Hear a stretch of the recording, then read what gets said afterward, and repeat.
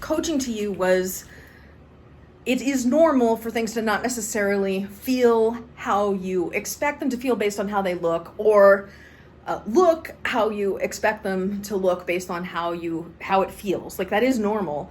But then I would say, if you're working with a move that's awkward and looks awkward, and you're doing this awkward thing like grabbing poi under your groin, lean into it. So it's almost as if the more you own it, the more likely it is to look like it's supposed to be that way.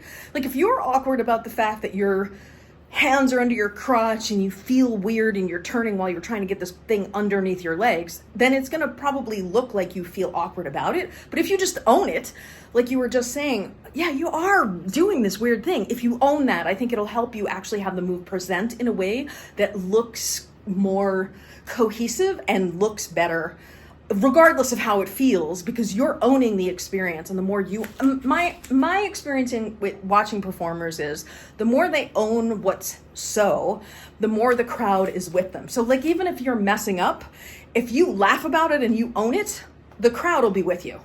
Like, they will. I've seen it happen, and that's how it is. So if you lean in to what's actually happening, lean into the awkwardness, it may actually get less awkward. So instead of focusing on the awkwardness, focus on the smoothness of the feel. It might actually feel better and look better.